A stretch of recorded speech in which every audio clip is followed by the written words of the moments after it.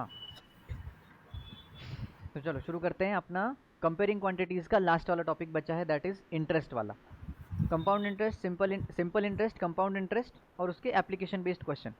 Application based question तुम कर लोगे, पहले सिर्फ इंटरेस्ट का क्या टॉपिक है, क्या मीनिंग है, कॉन्सेप्ट क्या है, समझ लेंगे, ठीक है।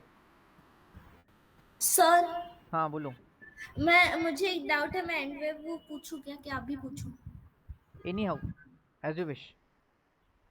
अभी पूछती हूँ। हाँ, पीडीएफ में जो क्वेश्चन नंबर 9 है, वो क्या करना है?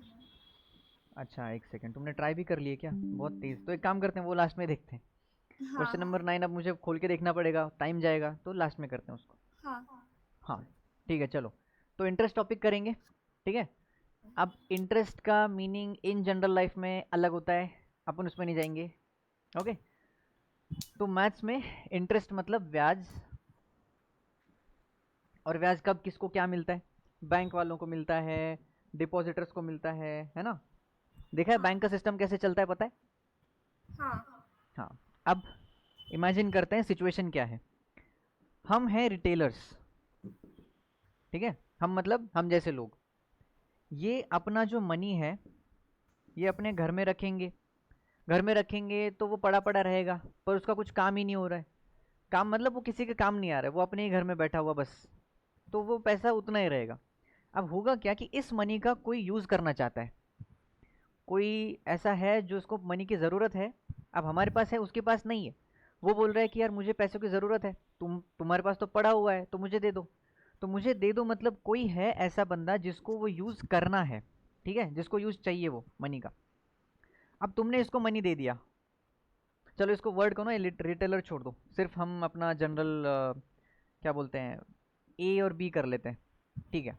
तो ए के पास मनी पड़ा हुआ है और बी को चाहिए, ठीक है। तो इसको यूज़ करना है। अब इसका पैसा ये बंदा यूज़ करेगा तो इसको लिए वो भाड़ा देगा। भाड़ा मतलब चार्ज, है ना। तो charge of using the money is called interest, ठीक। इतना ही कॉन्सेप्ट है इंटरेस्ट का। मतलब कि हमारे पास पड़ा हुआ पैसा है, उसको यूज़ करना है, कोई और यूज़ कर रहा है, उस यूसेज का वो चार्ज देगा। तो द चार्ज लिवाइड ऑन, या फिर चार्ज, हाँ levied on money used by someone else is called interest, ठीक है। तो जो मनी यूज़ किया है उसका चार्ज देना है। अब हमारा कंपाउंड इंटरेस्ट, सिंपल इंटरेस्ट, ये सब टॉपिक्स कहाँ से आते हैं, ये क्या है एग्जैक्टली। अब देखो, ये पैसा यूज़ करने के लिए किसी को दिया, और तो किसी ने इसके बदले में तुम्हें दिया है charge, and that charge is called interest, बस, ठीक है। चलो, तो अब देखते हैं, अब बात आती है रिटेलर्स, यानी कि हम जैसे लोग जिसके पास मनी पड़ा हुआ है। अब ये मनी क्या करते हैं, हम लोग बैंक में डिपॉजिट करते हैं। तो बैंक के अंदर ये मनी हो गया है डिपॉजिट, ठीक है भाई।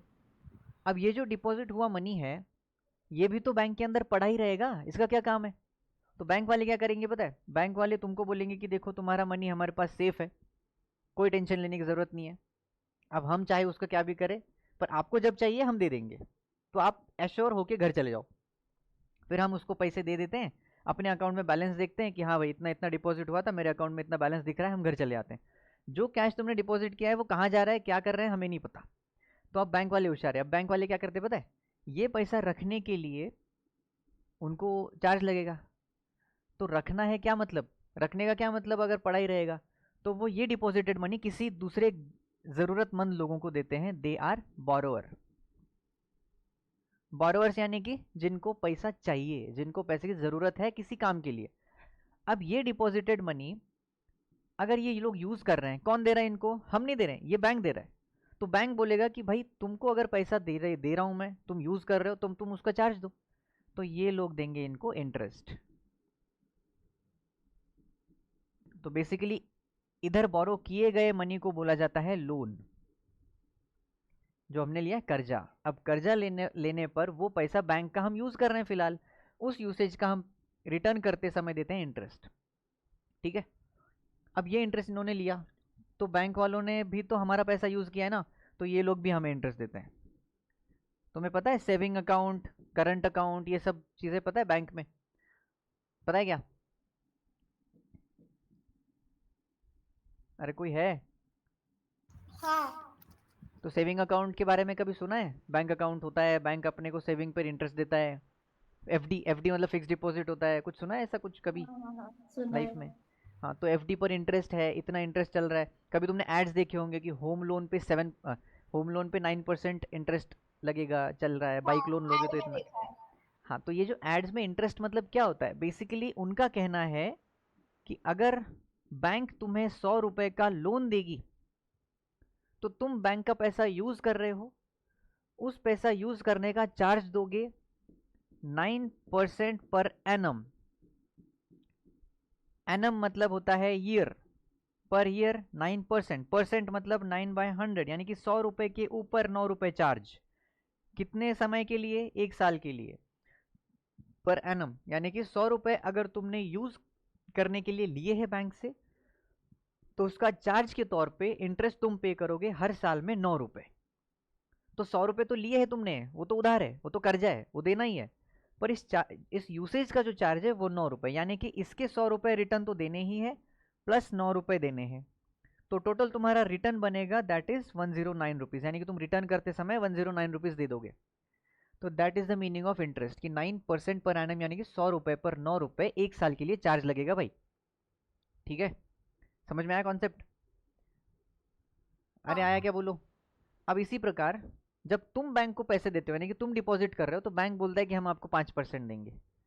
सेविंग पे तो 3% है, एफडी पे 5 या 5.5% कुछ है। मतलब अगर तुम अपना 1 लाख रुपए का एफडी कर दो, अब 1 लाख रुपए का एफडी है,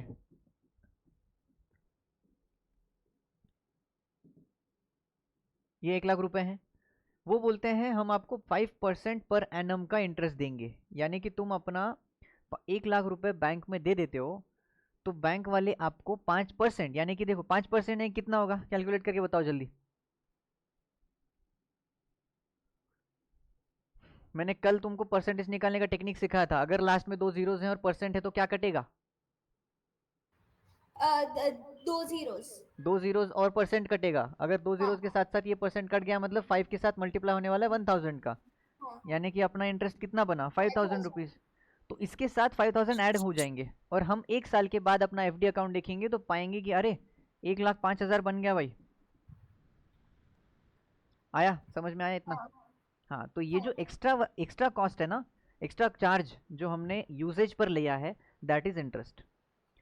तो बैंक वाले कैसे चलते हैं? बैंक वाले इसी बेसिस पे चलते हैं, वो हमें लोन देते हैं हमारे ही पैसे। पता है तुम्हें? हाँ, तुम्हें शॉर्ट में ना एक बैंक का यूजेज बताता हूँ तुम्हें, ये 10th या 11th क्लास में इकोनॉमी में आएगा, अगर तुमने साइंस लिया तो तब भी नहीं पढ़ने मिलेगा, बाद में अगर कॉम्पिटेटिव की तैयारी करते हो तो तब मिलेगा पढ़ने के लिए। तो देखो बैंक कैसे चलते हैं, शॉर्ट में बता देता हूँ, ये अपना सिलेबस का पार्ट नहीं है। पर हम लोग अपना 1,000 रुपये मान लो इधर डिपॉजिट कर दिए बैंक में, ठीक है? तो बैंक के पास 1,000 रुपये आ गए। अब 100 रुपये का लोन चाहिए 10 लोगों को, या फिर ऐसे समझो कि 500 रुपये का लोन चाहिए एक बंदे को, एक ही करते हैं। हाँ, तो ये 500 रुपये का लोन की रिक्वायरमेंट है। एक बंदा आया कि भाई मुझे 500 रुपये चाहिए, तो बैंक वाले के पास अपने 1,000 रुपये तो है ही। ये क्या करता है, इसके 500 रुपये इसको दे देता है, ये 500 इधर चले गए। अब जो लोन मिलेगा, वो लोन का बैंक अकाउंट भी इसी में रहेगा अकाउंट, वो 500 रुपये वापस इधर डिपॉजिट कर देगा। अब इसके 1,000 और इसको दिए हुए 500, यानी कि बैंक के पास अभी वर्चुअली 1,500 रुपये हैं। दूसरा बंदा आता है, मुझे 500 रुपये लोन चाहिए, फिर इसके पास 1,500 है ना। हाँ, अभी फिलहाल 500 रुपये किसी ने डिपॉजिट किए हैं, ये इसमें से 500 इधर दे देता है, वो फिर अपने अकाउंट में डिपॉजिट कर देता है। यानी कि बैंक का पैसा लोन के मार्फत गए हुए भी अपने ही अकाउंट में रहते हैं। तो बैंक के पास मनी मल्टीप्लायर की पावर होती है। मनी मल्टीप्लायर यानी कि 1,000 रुपये मिले ना, पर उसने हाँ, देखो इसका डिपॉजिट और इसको लोन देने के पहले वाले 1,000, तो इसके पास अभी 2,000 रुपये का कैपिटल है। अब ये बंदा जो 500 रुपये लिया है ना, वो उसका कुछ करेगा, उधर से पैसे कमाएगा, इंटरेस्ट देगा। इंटरेस्ट देगा यानी कि इस 500 पर इंटरेस्ट देगा। मान लो इंटरेस्ट मिला 5 रुपये, इसका इंटरेस्ट मिला 5 रुपये, और इनको कितना देना है, 7 रुपये। तो कमाए कितने, 5 और 5 10, और इधर दिए 7, तो बैंक का फायदा हो गया 3 रुपये। कुछ समझ में आया कि नहीं आया? समझ आया। तो बैंक ऐसे काम करती है। अपना 1,000 रुपये का सिर्फ पैसा होता है उनके पास। अब 1,000 रुपये इतने लोगों को लोन बांटेगा और वहीं अपने ही अकाउंट में डिपॉजिट करेगा। हालांकि ये एक जेनरिक एग्जांपल दिया मैंने। ऐसे मतलब ऐसे समझो कि भारत में इतने सारे बैंक्स हैं, तो किसी का पैसा किसी अकाउंट में, किसी का पैसा किसी अकाउंट में, तो बेसिकली सारा पैसा बैंकों के अकाउंट में ही है। तो कोई इस बैंक से उस बैंक में अकाउंट में पैसा जाता है तो वो अगेन मल्टीप्लाई होने लगता है, उस बैंक वो वाला बैंक उसका यूज करेगा। तो बेसिकली ये मल्टीप्लायर चलता है ना, तो एक आदमी का पैसा ऐसे समझो कि 10-12 लोग यूज कर रहे होते हैं एक टाइम पे, तो हाँ इंटू इंटू 10 टू इंटू 12 तक चले जाता है। अब इसका एग्जैक्ट मुझे ये नंबर पता नहीं है, पर इतना ज़्यादा यूज़ होता है अपने पैसे का। तो अगर हमारा 1 लाख रुपए पड़ा हुआ है तो उस 1 लाख के 10 लोग यूज़ कर रहे हैं उसी 1 लाख को, ऐसे समझ। हाँ तो चलो, ये अपार्ट फ्रॉम द सिलेबस था। हम चलते हैं अपना सिंपल इंटरेस्ट पे। इंटरेस्ट समझ में आया ना, charge divide on the money used, ठीक। तो अब चलते हैं सिंपल इंटरेस्ट क्या होता है। राजश्री कुछ समझ में आ रहा है कि गई? नहीं नहीं, समझ में आ रहा है ना सर। अच्छा, तो देखो सिंपल इंटरेस्ट क्या होता है। सिंपल इंटरेस्ट मतलब नाम में ही है सिंपल। तो सिंपल का मीनिंग ये होता है कि कोई छेड़छाड़ नहीं है, जितना जैसा जैसा इंटरेस्ट लगेगा उतना इंटरेस्ट लगेगा। तो बेसिकली इसका डेफिनेशन ये है कि the interest charged per annum, या फिर ये पर एनम वाला टाइम पीरियड चेंज हो सकता है, पर यूनिट, यूनिट नहीं यार, फॉर टोटल प्रिंसिपल।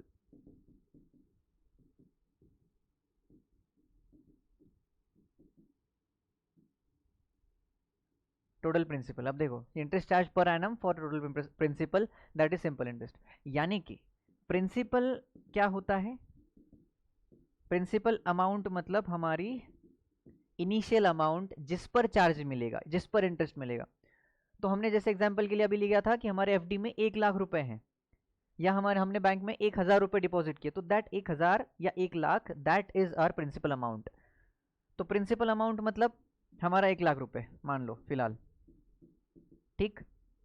इसके ऊपर हमने कितना साल यानी कि टाइम पीरियड,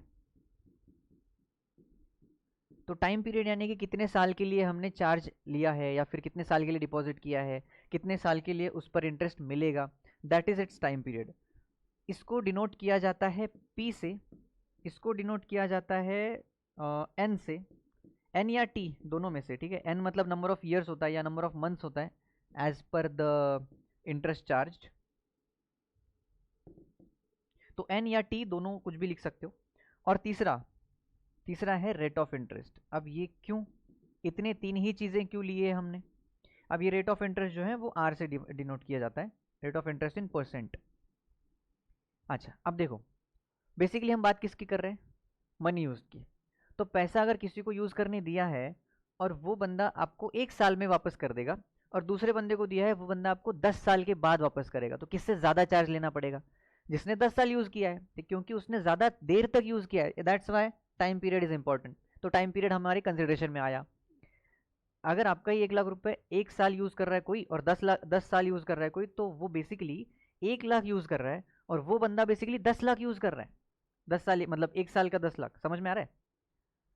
इसलिए चार्ज भी डिफरेंट बनेगा, तो इंटरेस्ट भी डिफरेंट बनेगा। इंटरेस्ट डिपेंड करता है टाइम पीरियड पे। दूसरी बात, तुमने जब किसी को यूज़ करने दिया है तो वो कौन से चार्ज पे, कौन से रेट पे, कि भाई 100 रुपए के लिए इतना। अब हमारा परसेंट क्यों पढ़ा था हमने, वैल्यू कोई भी हो, कंपेयर किसके साथ किया है, 100 के साथ। मतलब चाहे तुम 100 रुपए दो, चाहे तुम 1 लाख रुपए दो, चाहे तुम 10 लाख रुपए दो, चाहे तुम 50 करोड़ रुपए दो, कंपेयर करेंगे 100 के साथ। अगर मैं 100 रुपए पर 9 रुपए दे रहा हूं तो इतने रुपए पर कितना। अगर 100 रुपए पर मेरा 9 रुपए चार्ज है मतलब इंटरेस्ट है, तो इस पर कितना बनेगा 9,000, इस पर कितना बनेगा 90,000। तो ये हमारा चार्ज कैसे बना, क्योंकि हमने 100 के साथ कंपेयर किया कि अगर 100 रुपए को 9 मिल रहा है तो इसके लिए कितना, यानी कि ये हुआ हमारा परसेंट। ये परसेंट है ना, तो इंटरेस्ट परसेंट में कैलकुलेट करते हैं और रेट ऑफ इंटरेस्ट कैलकुलेट होता है परसेंट और टाइम में, मतलब परसेंट पर यूनिट टाइम। तो percent per annum, percent per month, percent per annum, ये परसेंट पर 6 मंथ्स ऐसे। तो बेसिकली इसको बोला जाता है पीसीपीए, परसेंट पर एनम, ठीक है। तो अगर यहाँ पे लिखा है मैंने 9 पीसीपीए, या तो इसका मतलब होता है 9% पर एनम। ये होता है मीनिंग। तो ये 3 चीज़ें हैं, इनके बेसिस पर सिंपल इंटरेस्ट कैलकुलेट किया जाता है। तो कैसे किया जाता है देखो, सिंपल इंटरेस्ट इक्वल टू हमारा प्रिंसिपल अमाउंट कितने समय के लिए यूज़ हुआ और इतने समय के लिए हमने कितना रेट ऑफ इंटरेस्ट चार्ज किया। इसका शॉर्ट फॉर्म P, इसका शॉर्ट फॉर्म N और इसका short form R। This is our simple interest. Units देख लो, this is in rupees, this is in time period. Time period यानी कि मान लो अभी हम यहाँ पे ले लेते हैं ईयर्स में, and this is in per year में। अब ये जो परसेंट है, तो अगर मैं यहाँ पे 9% लिखता हूँ तो ये 9 divide by 100 per year, per annum है तो 9/100 मतलब परसेंट है, तो उसको कोई यूनिट नहीं होता है क्योंकि वो 100 रुपये पर 9 रुपये है, तो रुपये रुपये कैंसिल होने वाला है, तो पर ईयर इसका यूनिट हुआ। अगर ये पर ईयर है और ये ईयर है तो मल्टीप्लाई में है तो ये कैंसिल हो जाएंगे। देखो डिवीजन में है और ये न्यूमरेटर में है, ये दोनों आपस में कैंसिल हुए, यानी कि यूनिट बचा सिर्फ रुपीज़, एंड रुपीज़ मीन्स कौन, सिंपल इंटरेस्ट। तो सिंपल इंटरेस्ट हमेशा रुपीज़ में आना चाहिए आफ्टर कटिंग। समझ में आया क्या? तो हम यूनिट्स और साइन दोनों की तरफ इक्वली ध्यान देना है। चलो, तो यहाँ तक हमें पता चला कि सिंपल इंटरेस्ट का फॉर्मूला होता है PNR, खत्म। ठीक, ये समझने की बात हुई सिर्फ कंपाउंड इंटरेस्ट समझने के लिए, ये एग्जाम में नहीं है अपने। अगर ये समझ में आता है तो हम चलेंगे कंपाउंड इंटरेस्ट पे। What is compound interest? जैसे से आया कि भाई समझ में, या कोई दिक्कत डाउट है बताओ? आ गया सर समझ में। पक्का? हाँ सर। कहीं भी कोई दिक्कत नहीं बची ना? अभी डाउट नहीं है ना? नहीं। ठीक है। लावण्या कोई डाउट? नहीं। चलो अब देखते हैं कंपाउंड। अब कंपाउंड को बोलते हैं चक्रवाढ़। अच्छा मैंने उसको नहीं बताया, सिंपल इंटरेस्ट को बोलते हैं सरल ब्याज। सरल मीन सिंपल है, वो सरल है। ओके, नाउ दिस इज चक्रवाढ़। चक्रवाढ़ यानी कि ये जो देखो यहाँ पे वर्ड दिख रहा है वार्ड, यानी कि अमाउंट ऑफ इंटरेस्ट भी बढ़ने लगेगा अभी। कैसे बढ़ता है? सिंपली दिस इज चार्ज या फिर interest on principal amount as well as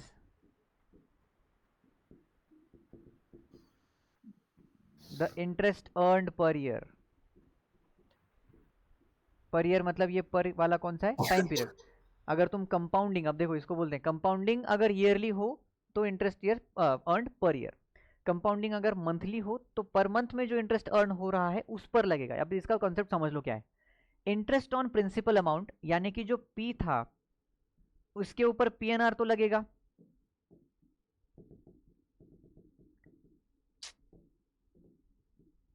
इसके ऊपर PNR इंटरेस्ट लगेगा। ये 1 साल का है, अगर हम rate of interest per annum वाला ले रहे हैं तो अब यहाँ से जनरली हम ना सिर्फ पर एनम वाला ही देखेंगे, तो टाइम पीरियड हम सालों में देखेंगे।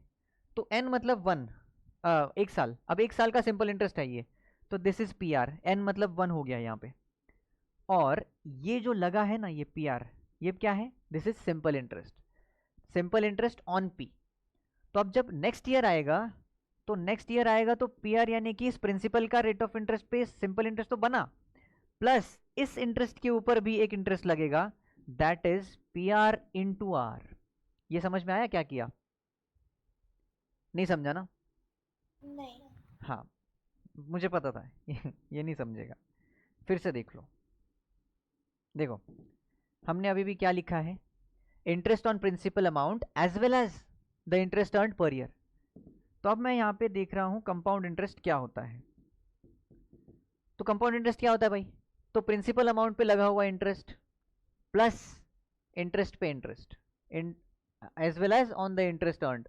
यानी कि पहले इसको समझो, इंटरेस्ट ऑन प्रिंसिपल अमाउंट, तो प्रिंसिपल अमाउंट के ऊपर PNR इंटरेस्ट लगेगा, जैसे अभी भी जस्ट पीछे वाली स्लाइड पे देखा था हमने, है ना? हम अभी क्या कर रहे हैं, ये 1 साल का रिटर्न है। अगर 1 साल है तो N की वैल्यू 1 बनेगी। बताओ क्लियर है क्या? हाँ। तो अगर N की वैल्यू 1 बनी यानी कि फर्स्ट ईयर का इसका इंटरेस्ट क्या बना? PR।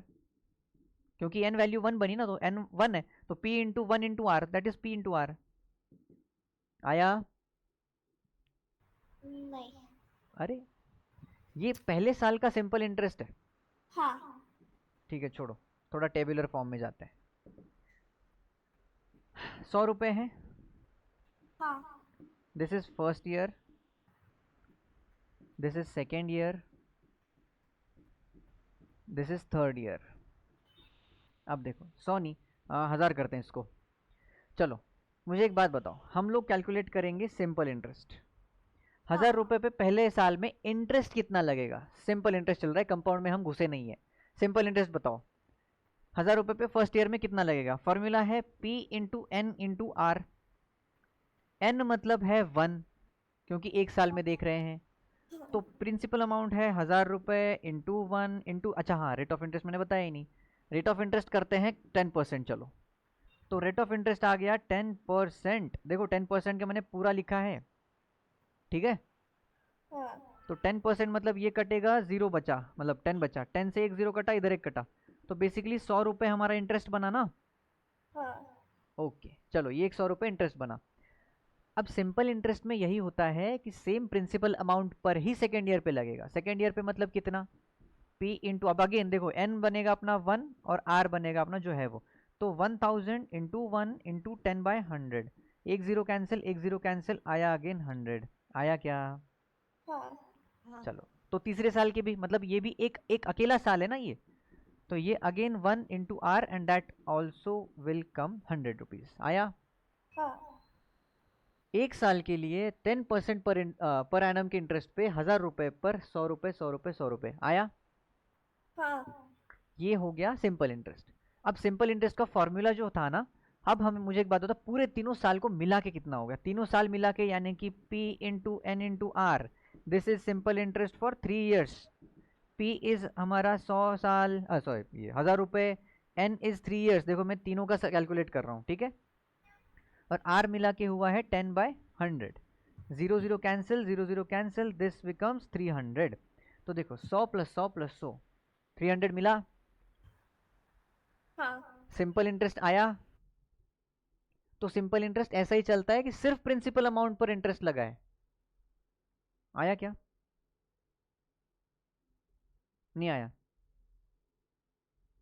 क्या दिक्कत है बताओ, कहाँ कहाँ पर अटक गए? सर आर वाला डिटेल में समझा, अच्छा रेट। अच्छा ठीक है। ये जो पीएनआर फॉर्मूला अभी मैंने लिखा ना पिछले वाले स्लाइड पे, यहाँ पे, हाँ तो पीएनआर में ये क्या है? Rate of interest. यहाँ लिखा है रेट ऑफ इंटरेस्ट इन, इन मतलब कौन? इधर लिखा है देखो, रेट ऑफ इंटरेस्ट परसेंट पर टाइम, तो पर यूनिट टाइम मतलब हमने लिखा है पर एनम। एनम मतलब होता है साल। अच्छा एनम का मीनिंग तुम्हें पता है? एनुअल, एनुअल गैदरिंग या एनुअल फंक्शन होता है तुम्हारे इधर। हाँ तो एनुअल मतलब होता है साल में एक बार, वहां से वर्ड आता है ANNU, ANNUM, this means year. और एनुअल मतलब साल में एक बार। तो जहां भी तुम्हें रेट ऑफ इंटरेस्ट मिलेगा ना, वहां पे लिखा होगा परसेंट पर एनम, तो पर एनम मतलब एक साल के लिए। तो एक साल के लिए है, तो हम यहाँ पे जो एन लिखते हैं, हमारा एन मतलब time period, that is in years and this is percent per annum. तो रेट ऑफ इंटरेस्ट क्या होता है? परसेंट पर एनम में। तो अगर मैं रेट ऑफ इंटरेस्ट 10% बोलूंगा, तो तुम्हें यहाँ पे 10% लिखना है। अगर ये 10% पूरा मल्टीप्लाई हो रहा है, तो 10 डिवाइड बाय 100 मल्टीप्लाई होगा, क्योंकि परसेंट भी तो है ना, तो परसेंट यानी कि डिवाइड बाय 100। तो principal into time period into rate जो दिया होगा वो परसेंट में है, तो डिवाइड बाय 100। आया क्या? तो हमने क्या किया, हमने यहाँ पे देखो क्या किया, P मतलब प्रिंसिपल अमाउंट, N मतलब नंबर ऑफ ईयर्स, जो कि 1 है हमारे केस में, इस वाले में, क्योंकि एक ही साल, पहला साल देख रहे हैं, इधर दूसरा साल देख रहे हैं, सेकेंड वन दैट इज दूसरा साल, तो सेकेंड जो साल है वो एक साल है पूरा, ठीक है। और R जो है वो R rate of interest, rate of interest मैंने बताया 10% है। अब 10% एक साल के लिए है, तो मैं यहाँ पे लिखूंगा 10 डिवाइड बाय 100। समझा? हाँ अब ये जो 10/100 है, ये क्या है? दिस इज 10%, तो इसका 0 0 कैंसिल, ये 0 इसके साथ कैंसिल, और बचा हुआ हमारा आया 100। तो ये जो 100 रुपीज़ आया, ये इंटरेस्ट मिला पहले साल के लिए इस कैपिटल पे 10% अमाउंट, 10% रेट ऑफ इंटरेस्ट पे। आया क्या?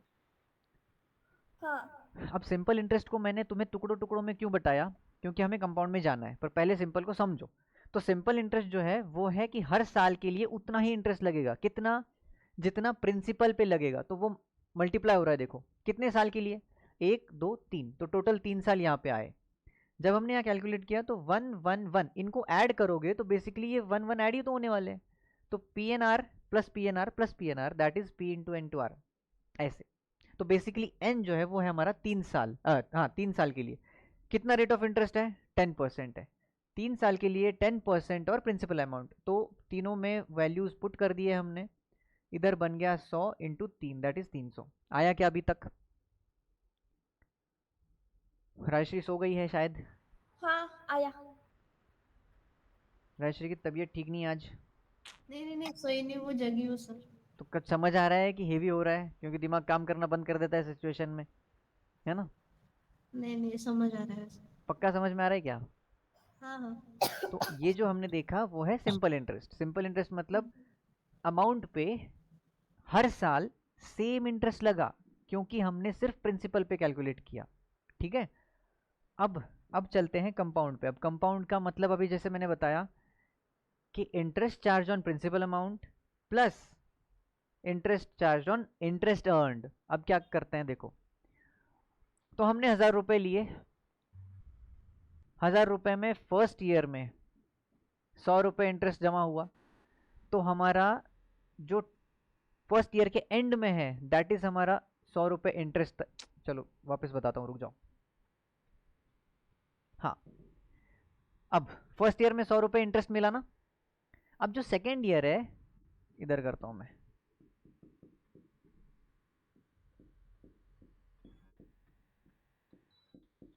ठीक है, फर्स्ट ईयर ये 1000 रुपए हमारा पहले था। ठीक है, अब फर्स्ट ईयर में इंटरेस्ट कितना मिला, 100 रुपए मिला क्या? अभी भी निकाला ना पीएनआर में, पिछले स्लाइड पे फर्स्ट ईयर में 100 रुपए मिला। अब हमारे पास देखो कैपिटल है, इस पर जो 100 रुपए मिलना है वो हर साल तो मिलेगा, उसमें कोई दिक्कत नहीं। हाँ पर हर साल इंटरेस्ट भी जो अर्न किया है उस पर भी इंटरेस्ट मिलेगा, यानी कि ये अमाउंट भी इसमें ऐड होगी। इसका लिख लिया है हमने, अभी इस पर निकालना है। इस पर निकालना है यानी कि 100 रुपए पर 100 इंटू 1 इंटू 10%, ये इंटरेस्ट इसमें ऐड होगा। आया क्या समझ में? थोड़ा थोड़ा थोड़ा थोड़ा। हाँ तो ये क्या है, 100 कैंसिल, 10 रुपए मिले। देखो 10 रुपए किस पे मिले, ये 10 रुपए इस 100 रुपए का इंटरेस्ट है, इसका 10% है ये। आया? हाँ। अब ये टोटल मिला के कितना बना, 110 रुपए बना क्या? हाँ अब इस 110 रुपए पर अगेन एक इंटरेस्ट मिलेगा। ये प्रिंसिपल अमाउंट पे तो है, पर हमने इंटरेस्ट भी तो अर्न किया, तो ये 110 रुपए और एक बार इंटरेस्ट देगा, दैट इज 110 इंटू 10%। ये कैंसिल, ये cancel, it will be 11 and 100 plus 11 will be,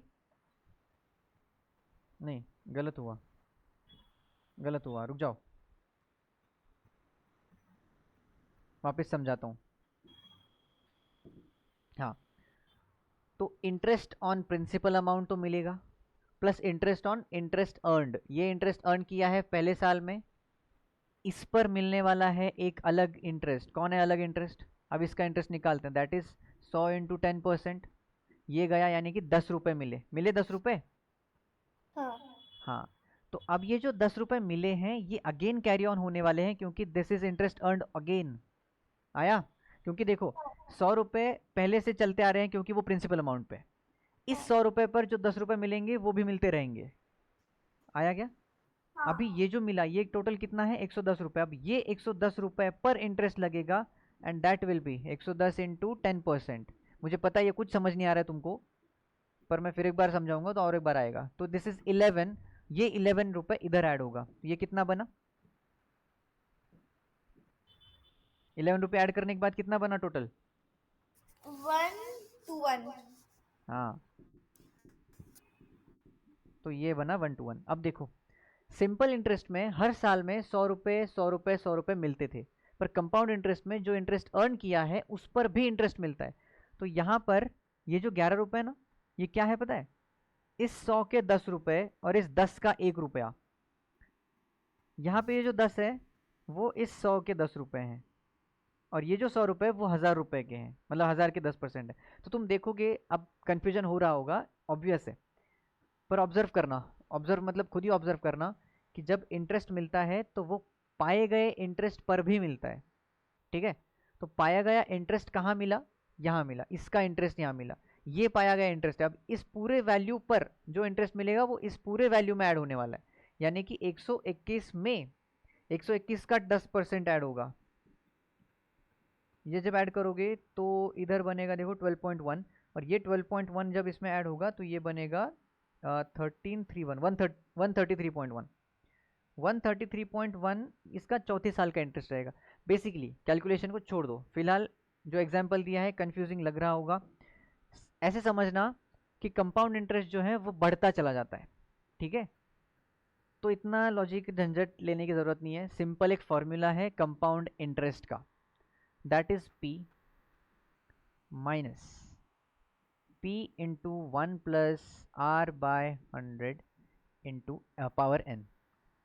This is compound interest and this is amount after n years.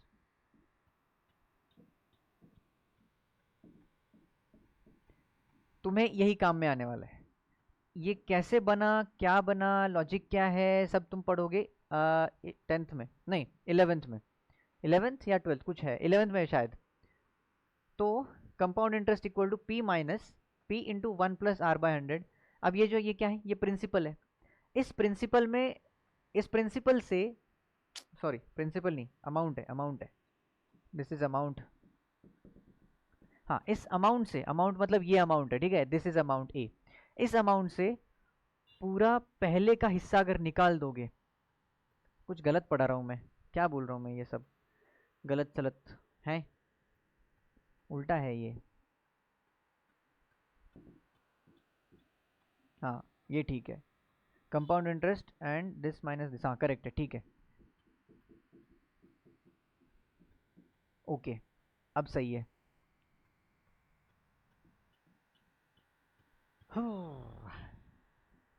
चलो अब सही है, फिर से सुन लो। Amount after n years in compound interest, अगर कंपाउंडिंग हो रहा है तो जो n साल के बाद, अब हमें सिर्फ 1 2 3 इतने ही सालों का कैलकुलेशन आने वाला है। एक अगर होगा तो ये कट जाएगा, सिर्फ 1 साल आएगा, 2 आया 2 आए, मतलब 3 साल के लिए 3 आएगा। इधर ये n क्या है, n is number of years. PNR में क्या देखा था, PNR में जो है वही है इधर भी, P मतलब प्रिंसिपल अमाउंट, R मतलब रेट ऑफ इंटरेस्ट। अब ये देखो रेट ऑफ इंटरेस्ट बाय 100 में दिया है, हमने PNR लिखा था, वहाँ पे रेट ऑफ इंटरेस्ट में मैंने 100 नहीं लिखा है। अगर तुम्हें सेम फॉर्मूलाज करने हो तो यहाँ पर भी डिवाइड बाय 100 कर लो, इधर अगर डिवाइड बाय 100 डाल दोगे तो ये रेट ऑफ इंटरेस्ट जो लिखोगे डायरेक्टली आ जाएगा, है ना। अब ये देख लो कहाँ गया, हाँ, P इंटू 1 प्लस R/100 की पावर n, यहाँ पे अगर नंबर ऑफ ईयर्स 2 रहेंगे तो that is square, number of years 3 रहेंगे दैट विल बी क्यूब। अब ये जो अमाउंट मिला that is amount after n years, मतलब उसमें कंपाउंड इंटरेस्ट ऐड कर दिया है हमने। तो जो अमाउंट है आफ्टर n ईयर्स वो क्या है, वो principal amount plus compound interest है। तो कंपाउंड इंटरेस्ट क्या मिलेगा, अमाउंट माइनस P। तो जो प्रिंसिपल अमाउंट हमने शुरू में ली थी उसमें कंपाउंड इंटरेस्ट ऐड हुआ और ये एक अमाउंट बना, तो इस अमाउंट में से अगर मैं प्रिंसिपल अमाउंट हटा दूंगा तो जो बचा हुआ है वो क्या है, कंपाउंड इंटरेस्ट। तो इस अमाउंट में से प्रिंसिपल अमाउंट हटा दिए तो कंपाउंड इंटरेस्ट बचा है, आया। तो ये फॉर्मूला को रट्टा मार लेना है, रट्टा ही मारना है, क्योंकि इसका लॉजिक क्या है अभी समझ में नहीं आएगा, थोड़ा सा और मैथ्स का प्रैक्टिस हो जाए तो समझ में आएगा। चलो तो अभी इसके एग्जाम्पल्स हैं, क्वेश्चन है सिंपल, डायरेक्टली क्वेश्चंस करेंगे तुम्हें आ जाएगा समझ में। चलो तो क्वेश्चन है कि मैंने तुम्हें 1,50,000 रुपये दिए हैं, क्वेश्चन सॉल्व करो जल्दी। 1,50,000 रुपये दिए हैं 3 ईयर्स के लिए यूज़ करने के लिए, और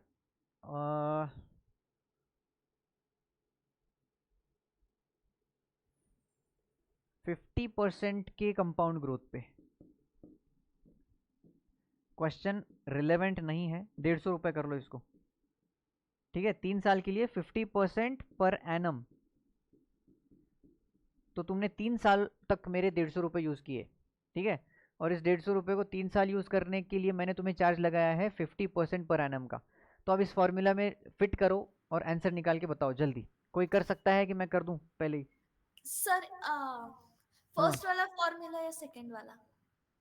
अच्छा, सेम ही है क्या? नहीं। सेम नहीं है, मैंने पूछा है कंपाउंड इंटरेस्ट। हाँ तो सेकंड वाला।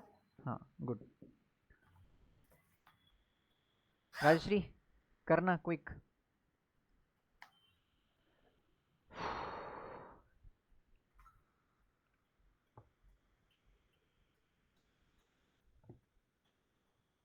सर पी के जगह पे 50 ₹150। लिखूंगा?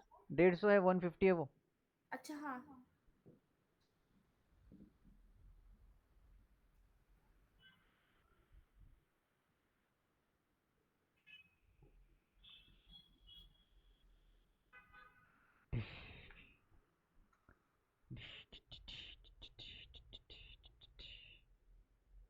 सर मैं एक बार बताऊं क्या मैंने क्या लिखा है?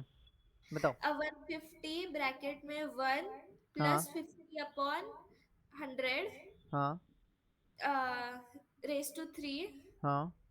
माइनस 150। सॉल्व करो। करेक्ट किया।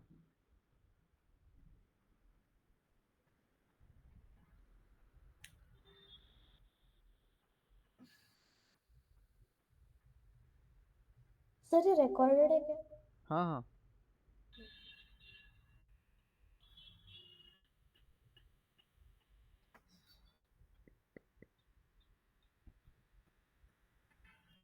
सर हम्म 150 के बाद जो ब्रैकेट है हाँ। तो उसमें ब्रैकेट सॉल्व कर लिया पहले। क्या किया उसमें? उसमें 50 अपॉन 100 आया 50 ही। 50/100 50 कैसे आया? कुछ तो गलत किया। है? एक मिनट एक मिनट।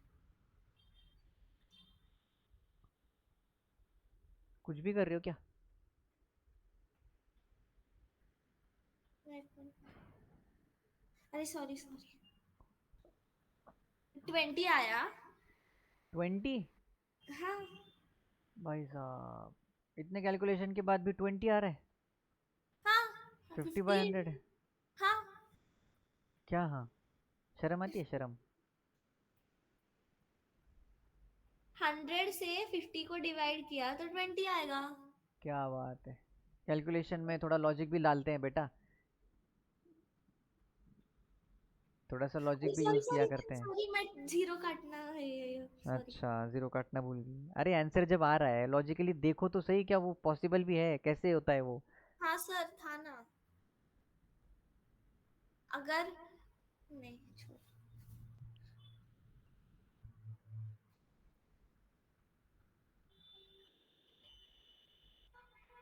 तो जीरो काटने के बाद 2 आ रहा होगा तुम्हारा, है ना?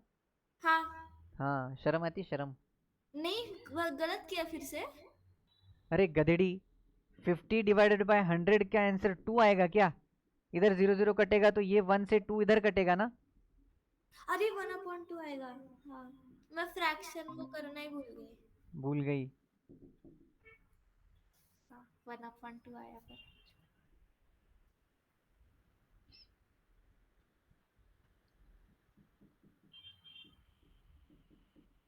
हम्म आगे बताओ।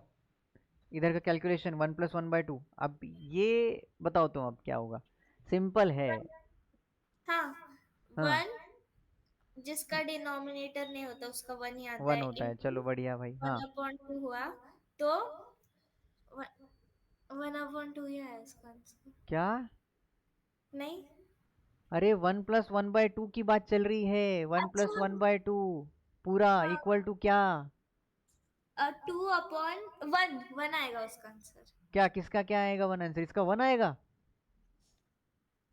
अरे 1 तो खुद है, उसमें ऐड होने वाला है वो, तो वापस से 1 कैसे आएगा? तो 2 होगा ना वो 2/2। भाई साहब, हाँ तो ये 2/2 ठीक है, तो उसका एडिशन भी तो करो, फाइनल बताओ ना मुझे। अच्छा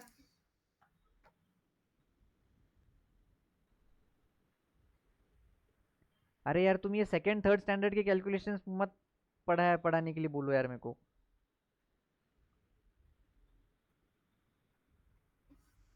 ये फ्रैक्शन का ये एडिशन करवाने बोल रहे हो मुझे? हैं? एक मिनट। 1/2 प्लस सर वो 2/2 प्लस 1/2 दिख रहा है। अरे हाँ वही तो, वो 3/2 होता है सिंपली। अब यहाँ पे एलसीएम लेना होता है, ले एलसीएम का भी पढ़ा हूँ क्या मैं? जब डिनोमिनेटर अलग अलग है तो एलसीएम लेना है, मतलब इधर का डिनोमिनेटर सेम करना है, तो 2+1 3/2 खत्म, हाँ मैं वो एलसीएम नहीं। -150। अब ये तुम्हें क्यूब करना है, बताओ 3 का क्यूब और 2 का क्यूब। 3 का क्यूब है 9। वेरी नाइस, तालियां बजाओ तुम्हारे लिए। अच्छा सॉरी, 3 हाँ का क्यूब मैंने स्क्वायर तुम्हें सुना। स्क्वायर समझा, हाँ मुझे लगा ही था, ऐसे लगता है तुम्हें। बताओ 3 का क्यूब। 27। 2 का क्यूब। ये ये होता है, ये देखो, हाँ ये। अब 27/8 है, इसको कैलकुलेट करना है, कैसे करोगे? अब ये सिंपली डायरेक्टली 150 इंटू 27/8 -150 कैलकुलेट करो, ये जाएगा 4, इधर आएगा 75 ना, हाँ बस। अब ये आएगा पॉइंट में, ये पॉइंट में आने वाला है। अब हम यहाँ पे कैलकुलेशन नहीं करेंगे, इधर मान लो चलो ये कितना बचेगा पता है, 6.75, और इसको मल्टीप्लाई करना पड़ेगा। ऐसे एग्जाम्पल्स में क्वेश्चंस, एग्जाम में या क्वेश्चंस ऐसे नहीं आते, मैंने रैंडम नंबर लिया इसलिए ऐसे आया। if इसको मल्टीप्लाई करोगे तो ये पता है ये आराम से जाएगा 490 और 3 यानी कि 520 माइनस अराउंड 12 15 नहीं 20, हाँ तो आराम से ये 500 के आसपास आएगा, ठीक है, हम कैलकुलेशन नहीं किए हैं। -150, तो हमारा जो कंपाउंड इंटरेस्ट बना है दैट विल बी 350 अराउंड, ठीक है, अप्रोक्सीमेटली। ये कैलकुलेशन नहीं किया हमने, अप्रोक्सीमेटली 350 के आसपास आएगा। कैसे आएगा? इस कैलकुलेशन से फिर 150 को माइनस किया है, तब जाके कंपाउंड इंटरेस्ट आया। अगर मैंने तुम्हें बोला होता कि amount to be return on the end of 3 years, तो ऐसे केस में क्या करोगे? 3 ईयर के बाद जो अमाउंट मिल रहा है ना, इतना ही हमारा अमाउंट है रिटर्न करने को, क्योंकि ये 150 प्रिंसिपल अमाउंट माइनस करने पर मिलता है कंपाउंड इंटरेस्ट, तो ये कंपाउंड इंटरेस्ट ऐड करके तैयार हुई वैल्यू है, समझा? तो ये जो निकली 500 रुपए के आसपास हमारी, तो ये हमारा अमाउंट टू बी रिटर्न है, जिसमें से 150 रुपए प्रिंसिपल अमाउंट है जो तुमने पहले से लिया हुआ है। समझा क्या? हाँ।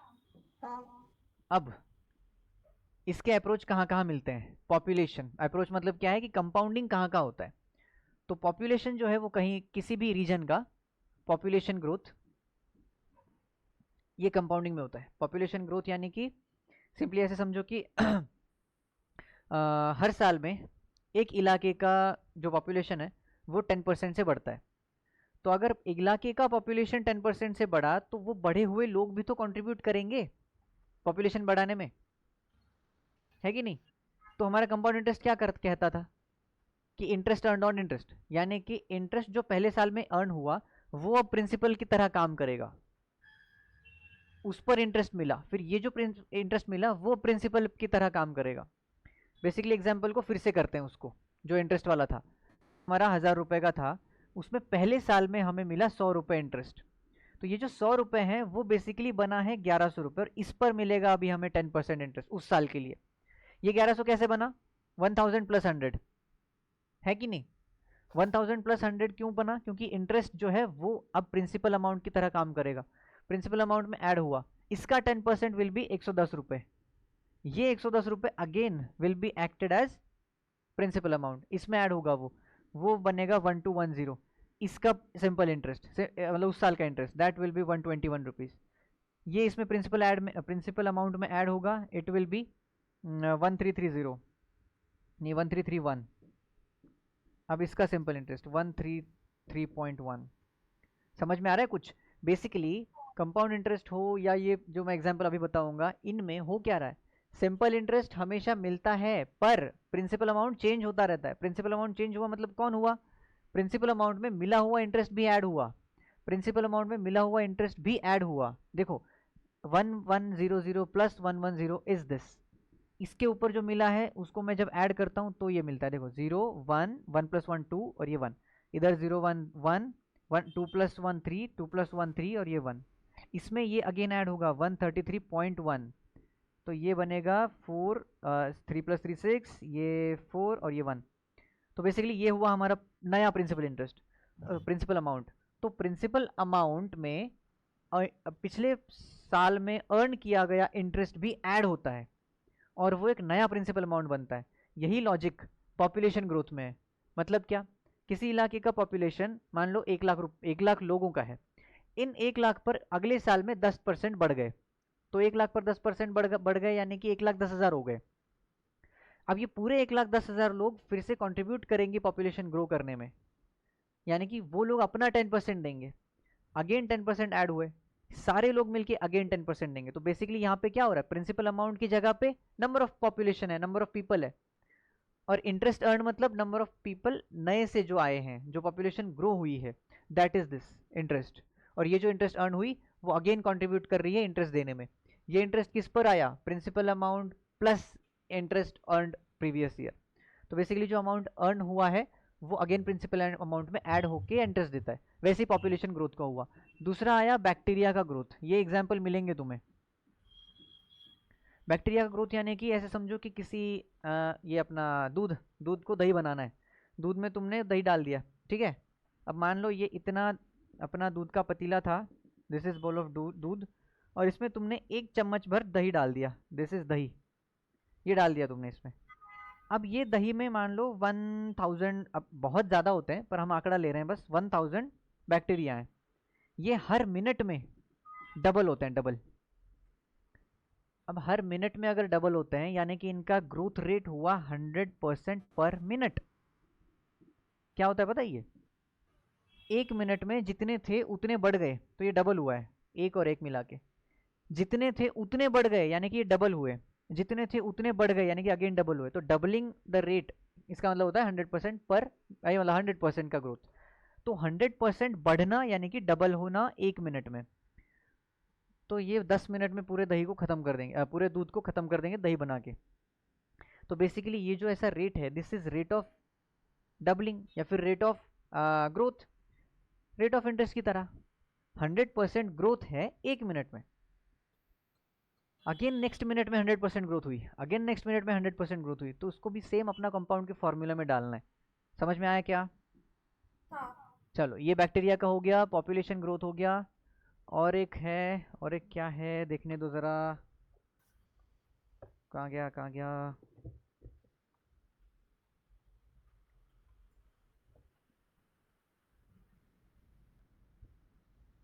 अच्छा, value of an item if it's price increases और decreases in the intermediate years. अभी हमने बैंक के बारे में पढ़ा था ना, कॉमर्स का पार्ट। अभी एक अगेन एक कॉमर्स का पार्ट आता है, दैट इज एप्रिसिएशन और डिप्रिसिएशन। सुना है डिप्रिसिएशन वैल्यू? नहीं, ये कॉमर्स का appreciation टॉपिक, मतलब, तारीफ करना है ना। हाँ हाँ, यानी कि उसकी वैल्यू बढ़ाना, दैट्स इट। हाँ वैल्यू बढ़ाना मतलब कोई बहुत अच्छा काम कर रहा है तो तुम उसको इतना ऐसे चढ़ाओ, चढ़ाओ यानी कि उसकी वैल्यू बढ़ा दो, दैट इज इट्स एप्रिसिएशन। तो हम अप्रिशिएट करते हैं यानी कि उसकी वैल्यू बढ़ाते हैं कि भाई तुमने बहुत अच्छा किया, क्या बात है, बहुत बढ़िया। दैट इज एप्रिसिएशन, मतलब उसकी वैल्यू बढ़ाना। तो कोई भी चीज़ है, मान लो तुम्हारे घर में टीवी है, तो टीवी, सोफा, कार, गाड़ी, घर, इनकी, घर नहीं, कार, गाड़ी, घर नहीं, हाँ, इनकी वैल्यू डिप्रिशिएट होती है। डिप्रिशिएट यानी कि घटती है। जैसे मान लो तुमने आज नया नया टीवी खरीदा है और कल तुम्हें बेचना है, जब तुम बेचने जाओगे तो तुम्हें कम वैल्यू मिलेगी, क्योंकि तुमने मान लो खरीदा है 50,000 में टीवी, पर वो अगर तुम सेकेंड हैंड बेचोगे तो वो 50,000 नहीं देगा तुमको, या 50 से ज़्यादा भी नहीं देगा, कम ही देगा। That is it's depreciation. पर अगर तुमने घर खरीदा है, घर है 1 करोड़ का, 1 करोड़ का घर है, 10 साल बाद बेचने जाओगे 2-3 करोड़ आराम से देगा वो। तो 2-3 करोड़ यानी कि 1 करोड़ की वैल्यू 3 करोड़ बनी है, दैट इज इट्स एप्रिसिएशन। तो चीज़ों की वैल्यू बढ़ना इज एप्रिसिएशन, घटना इज डिप्रिसिएशन। इसको रिडक्शन भी बोला जाता है, रिडक्शन इन कॉस्ट, पर टेक्निकल वर्ड है डिप्रिसिएशन और एप्रिसिएशन। तो कॉस्ट में रिडक्शन होता है तो डिप्रिसिएशन होता है। चलो, इसका एग्जाम्पल कैसे बनेगा? तो भाई तुमने गाड़ी ले ली है, कार है तुम्हारे पास, i20 किसके पास थी? क्या, i20 किसके पास थी तुम दोनों में से? ये क्या है? हाँ, इसके पास थी, मेरे कोई पास नहीं। थी। हाँ, ओके। तो तुमने कार ले ली है, अब कार ली है तो इसका डिप्रिसिएशन का वैल्यू है, अब रियल वैल्यू कुछ अलग रहेगी, पर डिप्रिसिएशन का वैल्यू है मान लो 10% पर एनम, मतलब एक साल में उसका 10% वैल्यू घटेगा। तो तुमने आज ली, मतलब मान लो चलो पिछले साल ली है, आज के दिन पिछले साल ली है, तो आज के दिन उसकी वैल्यू 10% से कम हो गई है, तो वो हो गई है 100 से 90, इसका 10% कम हो गया। इसका 10% कम होगा 81 बचेगी। देखो इसका 10% होता है 9, दूसरे साल के एंड में मतलब सेकेंड ईयर जब खत्म होगा तो उसकी वैल्यू 81 बचेगी।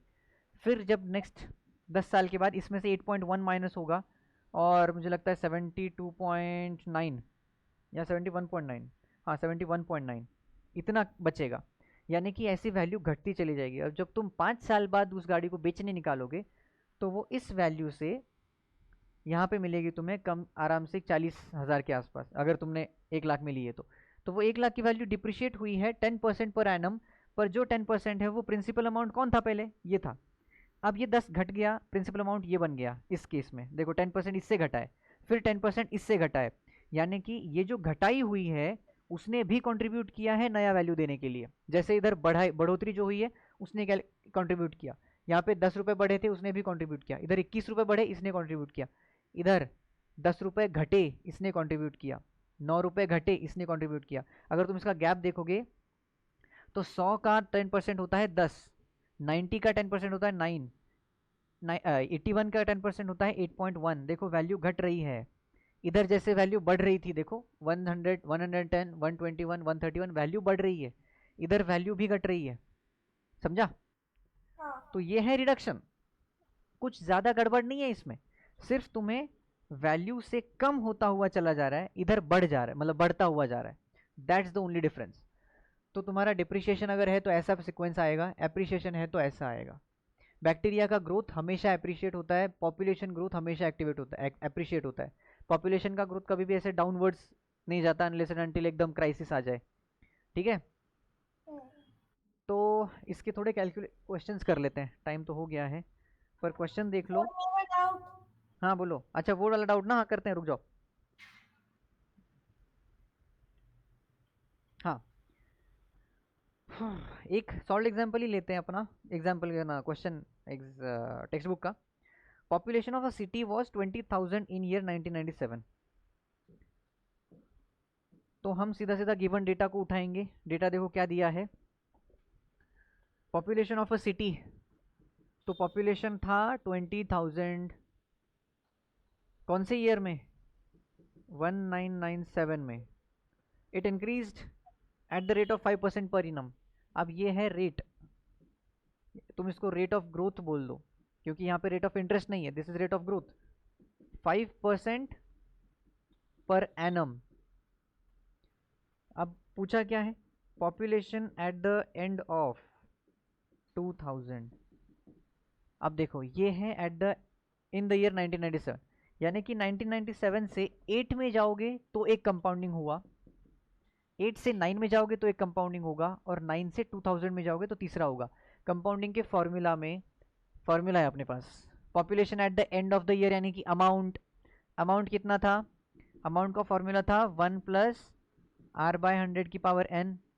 ये देखो इसको अभी, तो अमाउंट यानी कि population at the end of 2000 क्या बनेगा, P यानी कि population at the initial 20,000 bracket में 1 प्लस रेट ऑफ इंटरेस्ट कितना है भाई 5%, दैट इज 5/100, और पावर कितना है 3 साल के लिए पूछा है क्योंकि देखो 1997 से 98 जाएगा, फिर 99 जाएगा और 2000, तो यहाँ से यहाँ, यहाँ से यहाँ और यहाँ से यहाँ, दिस इज 3, तो यहाँ पे आएगा 3 ईयर्स। अब इसको कैसे सॉल्व करोगे, 20,000 1 प्लस ये 5/100 जो है वो बनेगा 1/20। देखो अभी लावण्या डिवीजन में 1/20 आएगा इधर, ना कि इधर 20 मत लिख देना क्योंकि 5 से डिवाइड होगा, 520 100 होता है, तो 1/20 की पावर 3। अब ये पावर 3 मतलब हमें क्यूब निकालने की ज़रूरत नहीं पड़नी चाहिए। देखो कैलकुलेशन कैसे करते हैं, तुम्हें देखो मैंने बोला था 1 2 3 आएगा ज़्यादा से ज़्यादा, कैसे करते हैं सुन लो। इसको सॉल्व करो, अंदर के अंदर ये बनेगा 21 डिवाइड बाई 20, 20 इंटू 120 प्लस 121/20, इसका क्यूब है, क्यूब है यानी कि 3 बार लिख दो, बस 3 बार लिख दोगे तो तुम्हें सिर्फ यहाँ पे मल्टीप्लाई करने की ज़रूरत है, बाकी सब तो कटने वाला है। 3 ज़ीरोज़ 3 ज़ीरोज़, एक दो कटा मतलब 10 बचा, तो 10 into 21 into 21 into 21 divide by ये 2 और 2 मिला के 4। इस 4 को काटोगे अगेन 5 बनेगा। बस इसको कैलकुलेट करना है, मल्टीप्लाई ही करना है, तो मल्टीप्लाई करोगे तो आंसर आएगा। अब देखो क्या मिलता है हमें, 5 इंटू 21 का क्यूब है, हाँ, तो बेसिकली हमें मिलता है 23152.5। ये हमारा आता है आंसर। अब पॉपुलेशन है, पॉपुलेशन की ग्रोथ आधे में कैसे होगी, आधा बंदा कैसे पैदा हो सकता है, तो इसको हम इसको हम कैलकुलेट करेंगे 22153। This is a round figure. Calculation कैसे समझ में आया क्या, वैल्यूज पुट करनी है फॉर्मूला में, फॉर्मूला कैलकुलेट करना है सिंपल वे में, खत्म हो गया, इतना ही है। आया क्या? हाँ। बस अभी इसी बेसिस पे तुम अपना एक्सरसाइज 7.2 कर सकते हो, और अपना सॉल्व एग्जाम्पल हमने अभी भी किया है 9वां वाला, तो तुम 10th कर दो, और एक्सरसाइज 7.3 के 3 क्वेश्चन है, 4 क्वेश्चन में ख़त्म है, ठीक है। अब इसके बाद जो मैंने शीट भेजी है उसके सारे क्वेश्चन अटेम्प्ट कर सकते हो। कंपाउंड इंटरेस्ट, सिंपल इंटरेस्ट सारा समझा चुका हूँ। कोई दिक्कत आती है अब पूछो, तुम्हारा कितना था वो, 9th ना? हाँ। राजश्री कोई डाउट है क्या? नहीं सर। चलो कितना था 9th वाला? हाँ, तो इसमें क्या दिक्कत है भाई? क्या है वो? किधर गया पेन मेरा? ये स्क्वायर रूट वाला बोल रहे हो ना? हाँ। 3.6% ऑफ 40 इक्वल टू, अब इसमें देखो, पहले तो तुम इसको सिंप्लीफाई करो, स्क्वायर रूट को रहने दो। 3.6 इंटू 1/100 ऑफ मतलब मल्टीप्लाई होता है 40। बस करो इसको कैलकुलेट, 0 0 कैंसिल हो गया। इस 36 को निकालने के लिए तुम्हें इस 10 को 100, अरे 40 का 10 दे देते, चलो कोई नहीं, वापस से देख लो। 3.6 इंटू 4 डिवाइड बाई 10, यही है ना अपने पास? हाँ। तो इस पॉइंट को हटाना है, क्या करोगे, पॉइंट हटाना है यानी कि डेसिमल आगे जाएगा, डेसिमल को आगे ले जाना है, यानी कि इंटू 10 कर रहे हो तब जाके आगे जाएगा। तो अगर इंटू 10 कर रहे हो तो नीचे भी इंटू 10 करना पड़ेगा। बेसिकली तुमने यहाँ पे क्या किया था, अभी 40 डिवाइडेड बाई 100 में जब 0 काटा तो 40 के बाद का डेसिमल इधर जंप किया, तो इसका डेसिमल इधर जंप किया है, तो 0 कट गया, दैट्स वाई 4/10 बचा। तो अगर 4/10 है तो तुम अगर 40 बनाओगे, यानी कि ये डेसिमल हटा के, मतलब डेसिमल को शिफ्ट करके 0 दे रहे हो, तो नीचे के डेसिमल को भी शिफ्ट करो और 0 दे दो। तो बेसिकली यहाँ का डेसिमल शिफ्ट कर रहे हो, मतलब नीचे 0 दे दो, तो बनेगा 36 इंटू 4/100 का स्क्वायर रूट है। सारे तो स्क्वायर नंबर्स हैं। अब हमने एक्सपोनेंट्स एंड पावर्स में पढ़ा था 7th क्लास में, मैंने तुम्हें नहीं पढ़ा है, पर 7th क्लास में ये देखा था कि अगर a की power m divide by a की पावर n, नहीं ये नहीं, हाँ, अगर बोला था a की power m divide by b की पावर m है, तो वो a बाई b की पावर m होगा, और सिंपल इसका इन्वर्स भी ट्रू है, तो ये इसका इन्वर्स है, a बाई बी की पावर m है यहाँ पे, ये बेसिकली क्या है, 36 इंटू 4/100 की पावर 1/2, ये स्क्वायर रूट है ना। अगर बताया था स्क्वायर रूट में 1/2 होता है और क्यूब रूट में 1/3 होता है। अब ये 1/3 मतलब, सॉरी 1/2 1/3 मतलब क्या है, स्क्वायर रूट क्यूब रूट, इसका स्क्वायर रूट चाहिए। स्क्वायर रूट यानी कि 36 का स्क्वायर रूट 6, 4 का स्क्वायर रूट 2 और 100 का स्क्वायर रूट 10, खत्म। तो ये बनेगा 12/10 एंड दैट इज 1.2, क्योंकि ये 10 हटेगा तो डेसिमल अंदर आएगा, 1.2 आया। क्या है क्या आंसर उसमें? हाँ है। तो देखो इस क्वेश्चन में तुम्हें अप्रोच समझ में क्यों नहीं आया होगा, क्योंकि तुम्हें ये याद नहीं है, ये स्क्वायर रूट के अंदर वाली चीज़ों को स्क्वायर रूट भी, मतलब स्क्वायर रूट में ऐसे दिखाया जाता है और उसका स्क्वायर रूट डायरेक्टली निकाल सकते हैं। इसका स्क्वायर रूट मतलब यहाँ पे देख लो ना, ये बेसिकली कन्वर्ट किस में हो रहा है, 36 का स्क्वायर रूट इंटू 4 का स्क्वायर रूट डिवाइड बाय 100 का स्क्वायर रूट, खत्म। तो अगर दो दिक्कतें आ सकती हैं, एक तो ये डेसिमल वाला या फिर स्क्वायर रूट वाला। तो डेसिमल वाले को पहले डेसिमल हटाओ, प्योर नंबर्स में कन्वर्ट करो, डिनोमिनेटर में 100 आएगा, और फिर स्क्वायर रूट को हटा के स्क्वायर रूट लिखना है, मतलब उसकी वैल्यूज लिखनी है। तो 36 का स्क्वायर रूट 6, 4 का 2 और 100 का 10। बताओ इसके अलावा कोई डाउट था क्या इसमें?